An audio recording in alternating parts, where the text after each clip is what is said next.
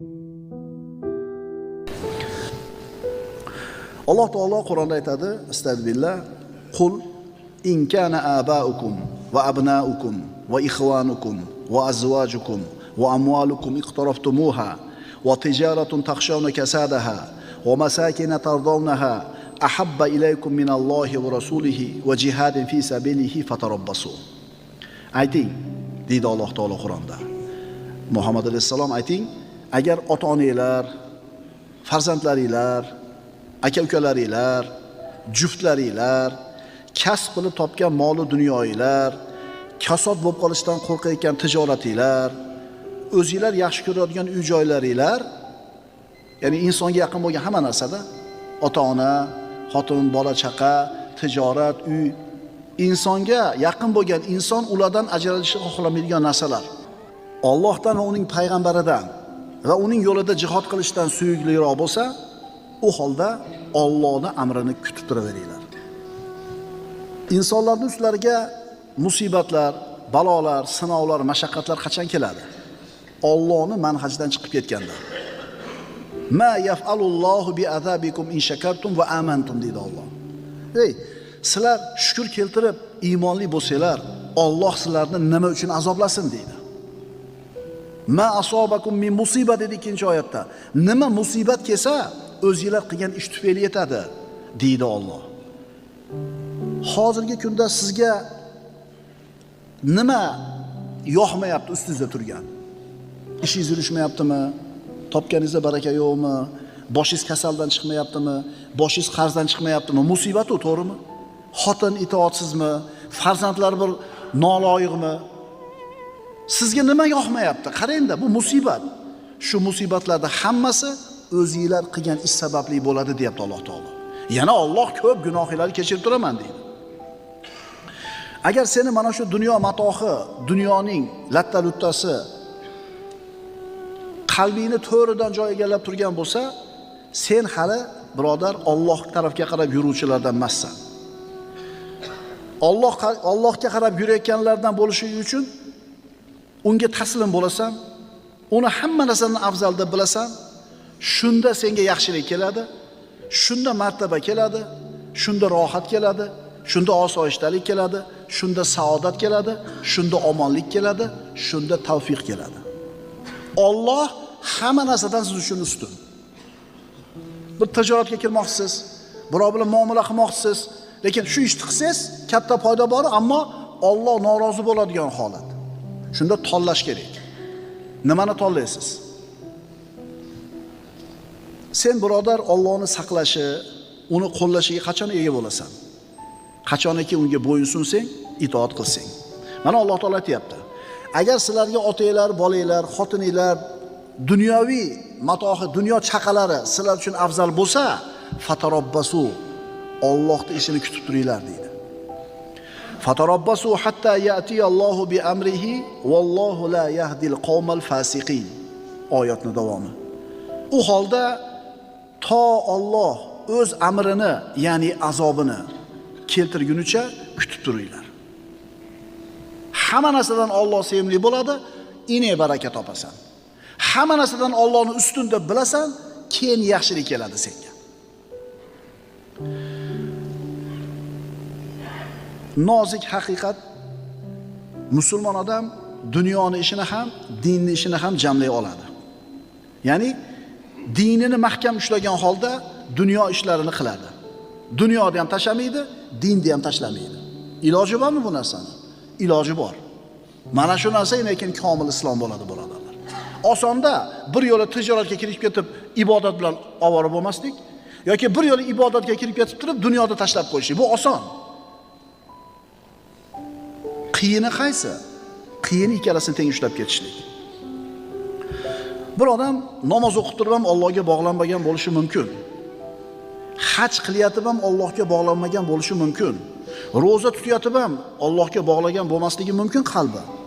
Bu shioriy ibodatlar deyiladi. Jasadimiz bilan qiladigan ibodatlar, islom shiorlari. Ammo buni orasida shahvatlar turgan bo'lsa, ma'siyatlardan qilib turgan bo'lsang, gunohlarni tark qilmagan bo'lsang, demak sen uchun Allohdan ko'ra shahvatlarning ustunroq ekan. Qaytarib aytamiz. Roza tutishi mumkin, haj qilishi mumkin, namoz o'qishi mumkin, sadaqa zikr qilishi mumkin. Shularni qilib turib, yana gunohlardan tiyilmayotgan bo'lsa, demak gunoh bu odam uchun, shahvat bu odam uchun Allohdan suyukliroq ekan. Bu odam Allohga qarab yurgan solih yuruvchilardan emas. Alloh bu narsalarda hammasidan aziz bo'lish kerak sen uchun. Agar sen Alloh uchun xolis bo'lsang, taslim bo'lsang, bo'yinsinsang, hamma xohish isteklaringni, shahvatlaringni oyog'ini tagiga tashlasang, bilasanmi nima bo'ladi? Unga bo'lgan yaqinlikni his qilasan. Muhabbatni topasan. Tavfiqni, nusratni, saodatni, xotirjamlikni qo'lga kiritasan. Qalbing xotirjam bo'ladi. Qalbing rozi bo'ladi. Agar buni aksi bo'lsa-chi, hamma narsadan Alloh senga aziz bo'lmasa qanday bo'ladi? Jasading bilan ibodat qilyapsan, ammo Alloh sen uchun hammadan aziz emas. Buni misoli bir mashinani tasavvur qiling. Kuzovi juda ham tekis, kraskasi juda ham o'rnida. Ko'rinishi haqiqatan ko'zni to'ldiradi. Hamma yo'q zo'r. Saloniga o'tirsang, tushging kelmaydi salonidan. Lekin motori yo'q. Endi Allohni amrida mustaqim bo'lmaydigan bo'lsang, itoatda bo'lmasang, boyaga motori yo'q mashina yurmaganidek, dinni mevalaridan sen foydalana olmaysan. Alloh taologa itoatda turish halovati, iymon halovati. Salasun man kunna fihi wajada bihinna ta'mal iman. 3 ta sifat bor, deyaptilar Rasululloh sallallohu alayhi vasallam. Imom Buxoriy va Muslim keltirgan hadisda 3 ta sifat kimda bor bo'lsa, shu inson ana shu sifatlar bilan iymonning mazasini, ta'mini totib ko'ribdi. Mana eshitaylik. Biz iymonning ta'mini totib ko'rganmizmi, yo'qmi? Million marta holva desin, og'zingizda shira mazasi paydo bo'lib qolmaydi. Holva ta'mi paydo bo'lib qolmaydi. Uni bir marta totib ko'rish kerak. Million marta sifatlab bersin qovunni. Lekin bir tishlab ko'rmasangiz, uni siz mazasini tasavvur qila olmaysiz. Xuddi shunga o'xshagandek, iymonning ham mazasi bor, birodarlar. Lillahil matalul a'la. Iymonning ham ta'mi, mazasi bor. Rasululloh aytibdilar, kim totadi u ta'mni? 3 ta sifati bor bo'lsa. Haqiqiy iymonda shunday halovati bor, huzuri bor. Iymonning halovatini siz totib ko'rgan bo'lsangiz, sizga bu shunaqa quvvat beradiki, qahramonga aylanasiz. Iymonning halovati shunday narsaki, siz uchun bu dunyoning hamma huzur halovatlari oyog'ingizning tagida bo'ladi. Naq 10 ming dollardan kechib oldi, qo'yli deydi. Siz uchun arzimagan narsa u. Harom. Bu qilgan tijoratingiz harom, undan topgan pulingiz harom deb aytdi domla. Eshitib turib, topilgan pulni kelib chiqishlik tarixini. 10 ming dollar siz shunday berib olasiz bir ehson qatori. Siz uchun oddiy narsa aytdik-ku, agar siz iymonning halovatini totib ko'rgan bo'lsangiz, siz qahramon bo'lib qolasiz. Odamlari aqllari bavar qilmaydigan ishni osonlik bilan qiladigan bo'lasiz. Hubayb ibn Adi radhiyallohu anhu ni Makka mushriklari azoblagani Tanaimga olib chiqishdi Makkadan. Abu Sufyon ibn Harb osib qo'yib bu sahobani parcha-parcha qilib go'shtini kesar edi.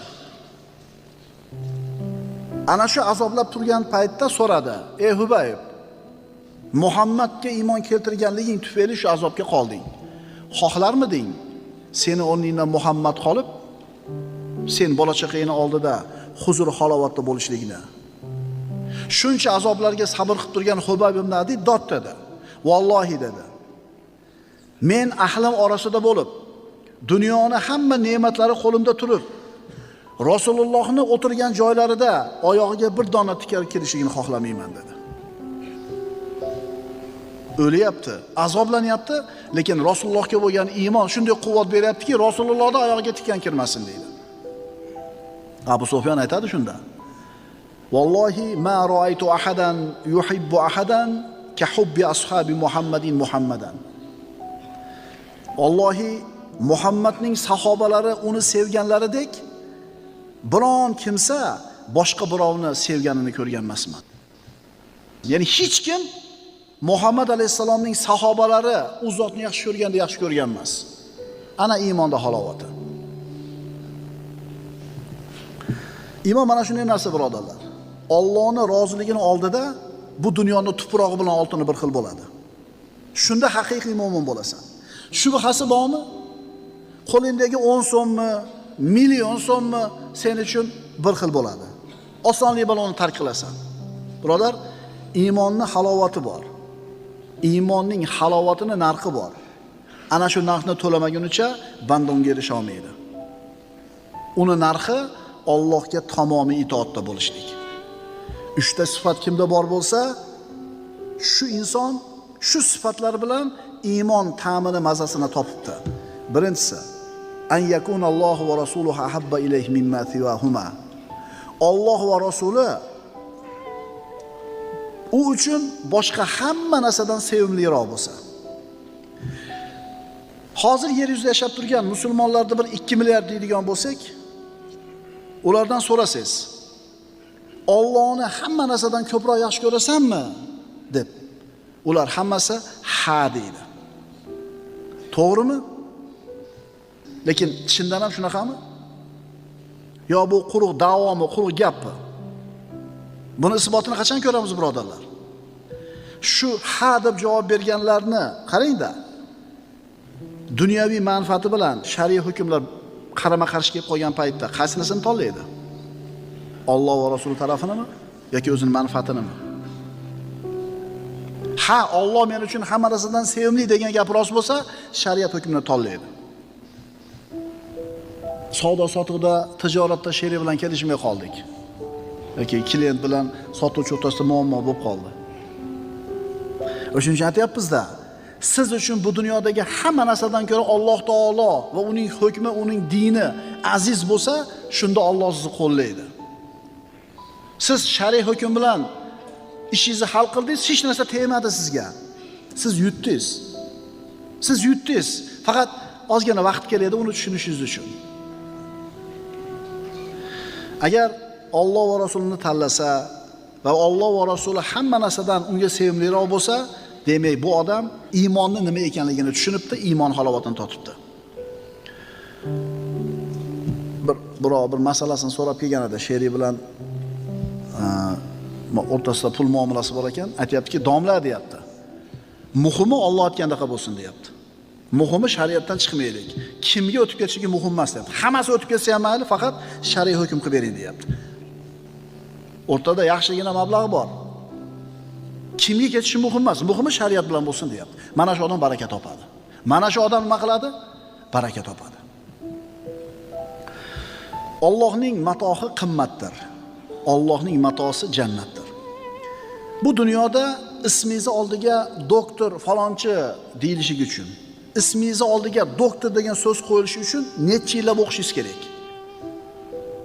Maktab, texnikum, institut, universitet, magistratura, dissertatsiya, xullas 30 yillab o'qishlik kerak. Doktor Ahmad degan nomni olish uchun. Lekin ajal kelganda Ahmad kirib ketadi qabrga, doktor degan unvon qoladi. Endi dunyoni ozgina obro'yi, shuhrati, dunyoni ozgina matohini qo'lga kiritish uchun shuncha mehnat, mashaqqat qilish kerak bo'ladigan bo'lsa, qabrga sen bilan kelmaydigan, yerni betida qolib ketadigan, dunyoni bittagina unvoni uchun shuncha mehnat qilish kerak bo'lsa, nima?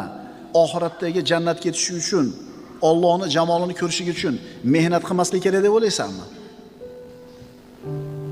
Ha birodar, Alloh taoloni jannatiga yetish, uni jamoliga qarashlik uchun katta mehnat qilishlik kerak. Kimda quyidagi 3 ta sifat bor bo'lsa, u odam iymon halovatini totibdi. Birinchisi, Alloh va Rasuli hamma narsadan u uchun sevimli bo'lsa. Ikkinchisi, bir kishini yaxshi ko'rsa-yu faqat Alloh uchun yaxshi ko'rsa. Uchinchisi, Alloh uni kufrdan qutqargandan keyin yana kufrga qaytishlikni xuddi o'tga uloqtirilishligini yomon ko'rganda yomon ko'rsa. Bir paytlar bo'lgan, o'sha bir yashil ichib qo'yardik to'rttamiz o'tirib. Va bir davr bo'lganda shu. Voy, u davringni-chi unut. Uyal uni gapirgani. Moqtanyapti u, qarab qo'ying. Demak, Alloh uni iymonga qaytargandan keyin yana kufr hayotiga qaytishlikni o'tga tushishlikni yomon ko'rsa. Birodalar, Alloh taoloning vasfida tillar ojiz. U al-aziz bo'lgan zot. Uni azamati ulug'ligi dengizida har qanday so'zimiz g'arq bo'ladi. Uni kalimasini vasf qilishda tillar ojiz bo'ladi. Payg'ambarimiz aytadilar: "Subhanaka la uhsi sana'an alayk anta kama asnayta ala nafsik." Ali ibn Abi Talibdan. Ey Parvardigor dedi payg'ambarimiz, sen har qanday aybdan poksan. Sen loyiq bo'lgan sano bilan maqtashga ojizman. Sen o'zingni maqtaganingdeksan. Biz har qancha Allohni subhanalloh deb poklamaylik, unga loyiq bo'lgan sanoni ayta olmaymiz, birodarlar. Chunki biz ojizmiz. Kim Alloh uchun kamtar bo'lsa, Alloh uni aziz qiladi. Kim takabburlik qilsa, Alloh uni xor qiladi. Payg'ambarimiz aytadilar: "Law du'itu ila kura'in." Agar qo'yni, tuyog'i, paychog'i pishirib chaqirilsa, shunga ham boraman. Ya'ni ziyofatni oddiysiga ham boraman deydi. Agar menga qo'yni, paychog'i hadya qilinsa, albatta qabul qilaman. Alloh uchun kamtar bo'lsa, Alloh uni aziz qiladi. Siddiq roziyallohu anhu xalifa bo'lgandan keyin ham avvalgi ishiga qaytdi. Nima edi u ishi? Ikkala ko'zi ko'r bo'lgan bir kampir bilan kichkina qizcha yashar edi bir uyda. Borib uylarni shupurib, echkilarni sog'ib xizmatini qilar edi. Xalifa bo'lgandan keyin yana shu ishini qilgani bordi. Eshikni taqqalatganida kampir kim ekan deb so'radi. Qizchasi echki sog'uvchisi dedi. Yo'q, bu kishi endi musulmonlarning xalifasi dedi. Ana kamtarlik, birodarlar. Xalifa bo'ldi, ertasi kuni yelkasiga qopini olib, molini solib bozorga chiqib ketyapti. Nima qilgani? Savdo qilgani. Ana kamtarlik, birodarlar. Umar ibn Xattob roziyallohu anhu uyga kelgan mehmon bilan o'tiribdi, shamni almashtirish kerak bo'ldi. Turib ketyapti. Siz turmang, men turaman, axir siz Umarsiz-ku dedi. Turib, chiroqni almashtirib o'tirib, turayotganimda ham Umar edim, o'tirganimda ham Umarman dedi. Shuning uchun birodarlar, kamtar bo'lgan odamni Alloh taolo aziz qiladi. Takabbur bo'lgan kimsani Alloh taolo xor qiladi. Alloh azza va jalla al-aziz bo'lgan zot. Al-aziz bo'lgan Alloh siz uchun hamma narsadan aziz bo'lsa, sizni martabangizni ko'taradi. Dunyoning matohi, shahvatlar, xohish istaklar oyoqtagiga tashlaysiz. Alloh va Rasuli hamma narsadan sizga aziz bo'ladi. Alloh taolo sizga ikki dunyoni saodatini beradi.